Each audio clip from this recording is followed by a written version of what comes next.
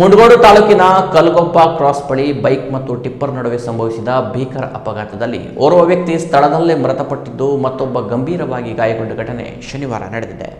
ಅಪಘಾತದಲ್ಲಿ ಮೃತಪಟ್ಟ ವ್ಯಕ್ತಿಯನ್ನು ಹಾನಗಲ್ ತಾಲೂಕಿನ ಕೊಪ್ಪರಿಸಿಕೊಪ್ಪ ಗ್ರಾಮದ ಯಲ್ಲಪ್ಪ ಎಸ್ ಕೊಡದೆಂದು ಗುರುತಿಸಲಾಗಿದೆ. ಅಪಘಾತದಲ್ಲಿ ಗಂಭೀರವಾಗಿ ಗಾಯಗೊಂಡಿರುವ ವಿಠ್ಠಲ ಎಸ್ ಚೋಳಪ್ಪನವರ್ ಅವರನ್ನು ತಕ್ಷಣವೇ ಹೆಚ್ಚಿನ ಚಿಕಿತ್ಸೆಗೆ ಹುಬ್ಬಳ್ಳಿಯ ಕಿಮ್ಸ್ ಆಸ್ಪತ್ರೆಗೆ ರವಾನಿಸಲಾಗಿದೆ ಎಂದು ತಿಳಿದು ಬಂದಿದೆ.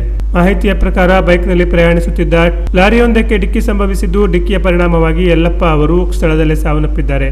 ಗಾಯಾಳು ವಿಠ್ಠಲ್ ಅವರ ಸ್ಥಿತಿ ಗಂಭೀರವಾಗಿರುವ ಹಿನ್ನೆಲೆಯಲ್ಲಿ ಸ್ಥಳೀಯರು ಹಾಗೂ ಪೊಲೀಸರು ತಕ್ಷಣವೇ ಅವರನ್ನು ಆಸ್ಪತ್ರೆಗೆ ಕಳುಹಿಸಿದ್ದಾರೆ. ಈ ಮಾರ್ಗದಲ್ಲಿ ಟಿಪ್ಪರ್ ಅತಿಯಾದ ಓಡಾಟದಿಂದ ವಾಹನ ಸವಾರರಿಗೆ ಅಪಾಯ ಹೆಚ್ಚಾಗಿದ್ದು, ಸಂಬಂಧಿಸಿದ ಅಧಿಕಾರಿಗಳು ಕಟ್ಟುನಿಟ್ಟಿನ ಕ್ರಮ ಕೈಗೊಳ್ಳಬೇಕು ಎಂದು ಸ್ಥಳೀಯರು ಒತ್ತಾಯಿಸಿದ್ದಾರೆ.